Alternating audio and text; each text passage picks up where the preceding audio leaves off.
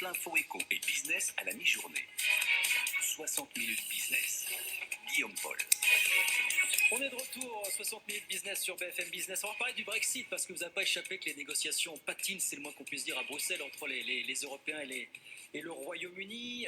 Avertissement hier très clair du Haut Conseil français de stabilité financière, voilà, qui appelle les acteurs privés dans leur ensemble à finaliser, je cite, dans les plus brefs délais leurs préparatifs en vue de l'achèvement de période de transition. Thierry Drillon, bonjour, bienvenue, président de la Chambre de commerce franco-britannique. Si c'est pas déclenché, avec des mots feutrés certes, mais si c'est pas déclenché l'alerte, là, ça ressemble tout droit.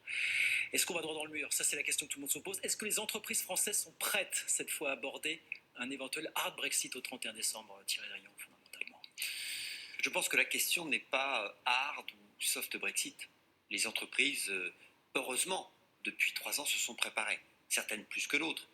Mais toutes les grandes entreprises sont préparées. Les PME se sont plus tardivement préparées, mais elles sont préparées. Donc, au 1er janvier 2021, je vais dire, le Brexit aura lieu. Oui. Bon. Après, ce sont les modalités de mise en œuvre. Mais parce que ils ne sont pas minces. Entre hard Brexit et accord négocié, on est d'accord, c'est pas la même chose, Thierry Drillon. Absolument. Oui. Mais je me permets juste d'attirer votre attention sur le fait qu'il y a cet accord global qui est un contrat cadre. Mais finalement, c'est à la fois beaucoup et peu. Pourquoi c'est beaucoup? Parce que ça donne une direction, et c'est peu parce que vous avez plus de 680 traités par industrie, par secteur, etc., qui doivent être négociés. Donc, je crois aujourd'hui que, à la limite, qu'il y ait cet accord ou pas l'accord, je ne suis pas certain que ce soit le vrai sujet. Le vrai sujet, c'est comment les entreprises se sont préparées, Oui. comment est-ce qu'elles ont remis à plat l'ensemble de leur chaîne de valeur, où est-ce qu'elles décident de produire, quel type de business, à quel endroit. Je pense que c'est surtout ça le vrai sujet. Alors évidemment, j'attire votre attention sur le fait que cet accord, Boris Johnson prend quelques libertés avec certains volets. Ça ne vous a pas échappé, ça, on est d'accord, hein, évidemment. Mais on va parler des entreprises. Mais... alors, je ne suis pas juriste. Non, mais vous êtes un observateur de ce qui se passe. Je suis juste un modeste observateur, oui. et je m'en tiendrai à la partie qui concerne, à savoir le volant économique. Alors, les entreprises... Très honnêtement, pour répondre à votre question, très honnêtement, je crois qu'à partir du moment où il y a des accords, ou en tout cas où il y a un cadre, il faut savoir le respecter. Ça, c'est la théorie, ça, monsieur Drillon. On est d'accord, on est bien d'accord là-dessus. Les et entreprises... nous savons très bien que nos amis britanniques ne sont pas les plus mauvais à négocier. Oui, absolument. Ça, c'est ancestral. Les entreprises, comment elles se préparent? Où est-ce qu'elles en sont, justement? Apparemment, vous recevez encore beaucoup de questions, là, des choses qu'on a mis un peu en sommeil pendant la crise. Qu'est-ce qu'on vous demande aujourd'hui? Alors, je ne crois pas qu'on ait mis ça en sommeil, très honnêtement, parce que je vois au sein de la Chambre de commerce franco-britannique, nous avons beaucoup travaillé avec les quelques 2000 membres de la Chambre, des grandes, des petites et des moyennes entreprises. Et de manière très pragmatique, très concrète. Donc aujourd'hui, à votre question, est-ce que les entreprises sont prêtes? Oui, et heureusement qu'elles sont prêtes. Est-ce qu'elles ont continué de travailler? Oui, bien sûr, elles ont continué de travailler. Donc le sujet, je pense, c'est quelles seront les transactions économiques entre les deux pays sur les 5, les 10, les 15 prochaines années. Oui. Aujourd'hui, c'est 100 milliards d'euros chaque année. C'est pas rien. Et 100 milliards d'euros, c'est autant d'emplois, autant finalement d'activités économiques. Et je pense que c'est ça le vrai sujet. Donc aujourd'hui, les entreprises sont prêtes. Les entreprises... c'est-à-dire, expliquez-nous, qu'est-ce qu'elles ont verrouillé ces derniers jours, ces dernières semaines? Qu'est-ce qu'il reste encore à sécuriser? Quelles questions encore? Il y a quelques interrogations, elles sont encore confrontées aujourd'hui. Mais voilà, vous savez, il y aura, et vous avez tout à fait raison, le diable est dans les détails. Oui, justement, voilà. Et le vrai sujet va être sur des aspects qui seront des aspects logistiques, des aspects fiscaux, c'est-à-dire des aspects financiers.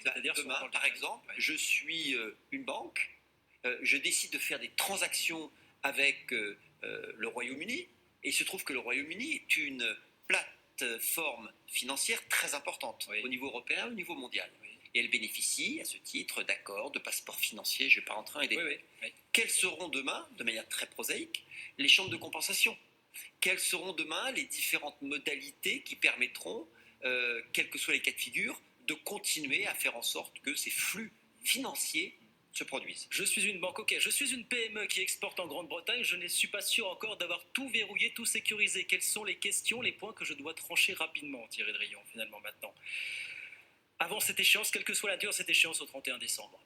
Je pense que ces PME ont d'ores et déjà anticipé le fait que finalement elles regardaient leur chaîne de valeur ajoutée, et que dans cette chaîne de valeur ajoutée, en disant quelle est la partie dans laquelle je suis dépendant de certaines décisions qui m'échappent et d'autres parties sur lesquelles j'ai ma propre autonomie. Oui. Donc ça veut dire que d'ores et déjà ces entreprises, elles ont fait comme si finalement elles devaient continuer leur activité qui, par exemple, je vais prendre un exemple, Oui. une entreprise dans le domaine de tout ce qui est marketing et marketing direct, qui jusqu'à maintenant fabriquait et sous-traitait une partie de sa valeur ajoutée au Royaume-Uni. Ouais. Bon, alors qu'est-ce qu'ils ont fait? Ils ont regardé, ils ont dit, globalement, on ne peut pas être assujetti à un accord potentiel ou pas.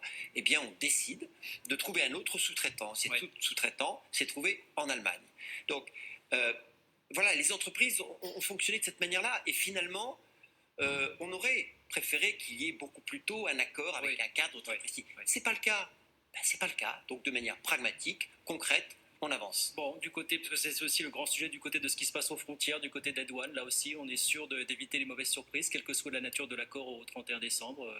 Thierry Dréon, pour vous. Je pense que c'est un vrai sujet que vous évoquez. Ah, bah voilà. Non, mais c'est un vrai sujet. Oui. Parce que autant. Pardon de dire comme ça, qu'est-ce qui nous pend au nez aujourd'hui, concrètement là? Alors, d'abord, je crois que. Si on va vers un no deal. Là. Toutes les grandes. On va dire toute la partie. Il y a la partie train. Et là, une entreprise comme Eurotunnel, Getlink, a beaucoup travaillé et est prêt à tous les cas de figure. Vous avez après la partie des avions. Bon, les avions, pour l'instant, sont un peu au sol. Hein, bon, ça ne vous aura pas échappé. Et puis après, vous avez toute la partie portuaire et la partie routière, où là, il y a eu aussi beaucoup de travail qui a été effectué, et des deux côtés. Alors, moi, je peux vous dire que du côté français, entre les douaniers, entre les procédures qui ont été numérisées de manière très, très détaillée, j'ai discuté avec le patron des douanes, il dit on est prêt. Mais on est prêt pas depuis quelques mois, on est prêt depuis très longtemps. Voilà, donc de ce côté-là, on est prêt. Côté britannique, je n'ai pas la même lisibilité, et j'imagine que pas la même lisibilité ou pas les mêmes échos? Non, quand je dis je n'ai pas la même lisibilité, c'est-à-dire qu'autant j'ai une lisibilité très forte côté français, côté britannique, tout n'est pas encore totalement, j'allais dire, arrêté de ce point de vue-là. Mais si on était capable de le faire d'un côté, on doit être capable de le faire de l'autre côté. Je voudrais juste vous dire une chose. Quelle que soit l'idée que tout à chacun nous ayons de ce qui se passe actuellement d'un point de vue politique. Bon, alors un chef d'entreprise, la politique c'est une chose, le business c'en est une autre. Bien sûr, Nos amis anglais sont des gens très pragmatiques. Donc, si par hasard, il y a des mesures d'ordre douanière ou autre qui ne fonctionnent pas et qui font que ça arrête ou ça ralentit le flux économique, moi je peux vous dire une chose, ils vont trouver des solutions très très vite. Donc je crois qu'il faut faire confiance au bon sens pragmatique des décideurs économiques. C'est pas faute d'avoir dit à nos décideurs qu'on puisse dire politiques, les gars, trouvez des solutions, parce qu'on est en train de parler d'emploi, on est en train de parler de nos jeunes générations, on est en train de parler de sujets qui sont juste absolument majeurs. Mais votre confiance, votre idée, c'est de dire, nous confions le pragmatisme sera là pour que le business continue finalement. C'est ça a été fondamentalement. On verra bien. Je le souhaite. Est-ce qu'un accord sera trouvé parce que la question m'est souvent posée. Je ne suis pas certain que ce soit finalement la seule vraie bonne question aujourd'hui. Bon, en tout cas, il reste 3 mois pour aller essayer de trouver un accord, ce qui rassurerait peut-être, quoi qu'on en dise, un petit peu tous les acteurs et tous les acteurs économiques. Merci beaucoup Thierry Dréon. Merci d'être venu nous voir aujourd'hui sur BFM Business, président de la Chambre de commerce franco-britannique. Alors, je voudrais juste terminer notre discussion par cette citation de Winston Churchill, qui a toujours eu des bons mots et qui dit « Le succès est d'aller d'échec en échec avec enthousiasme ». Voilà, écoutez, soyons habités d'enthousiasme. Eh bien, invoquons Winston Churchill aujourd'hui, en 2020. Merci beaucoup Thierry Dréon d'être venu nous voir. Merci infiniment.